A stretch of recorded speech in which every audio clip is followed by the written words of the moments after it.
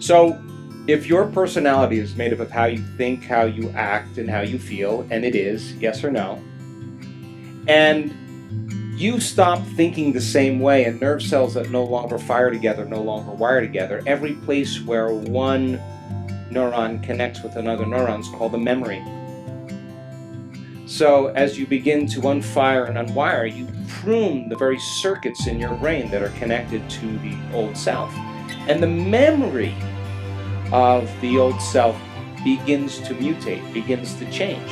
So then you would say, where is that memory stored? And it's stored in the soul now as wisdom, because you're no longer that person. Yes or no?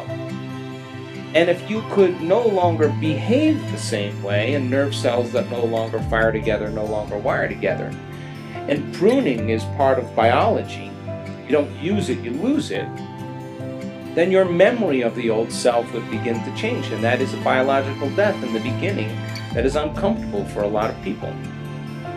If you're no longer feeling the same emotions that keep you connected to the past, and you keep inhibiting that process, the body will be craving the chemicals in the beginning because it's been conditioned that way. It's been addicted. It's the mind.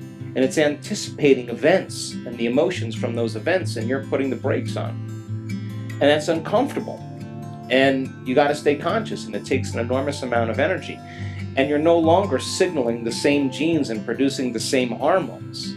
And your body is no longer being influenced by your mind in the same way. And sometimes the mind is the biggest enemy to the body. And you're inhibiting that process. And the body, which has become the mind, wants its way. And it's uncomfortable to change. And you got to be able to be greater than that to truly change. And everybody that's changed has come up against that feeling. They almost make the same choice if they don't. And they're so glad that they did. And it takes an enormous amount of energy and awareness to do that. So as the old self deconstructs, because you have the free will to decide who you want to be on a moment-to-moment basis.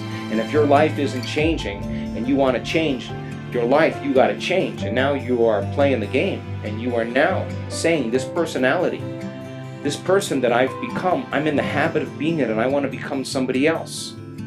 And the more you learn about love, the more you learn about life, the more you learn about possibility and potential, the more you become aware of it, there are more possibilities, and knowledge is the thing that gives us that.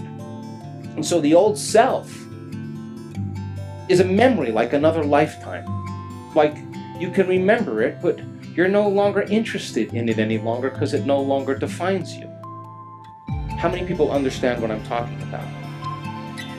So then the biological death of the old self is crossing a river of change, and you got to stay with it long enough to become somebody else. And you think it's about wealth, you think it's about health, it's about who you become.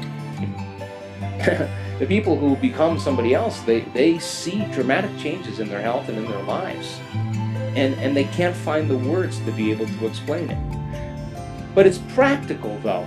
If you truly want to change your life, you have to change yourself. You would have to be conscious of your thoughts and aware of your actions and familiar with those emotions, and you would never fall from grace. And if you did, you would stop and self-correct. If you truly were interested in evolution, and if you said to me, I lost it because of that person, I'd say to you, back to the unconscious program of allowing your environment to control how you feel and think.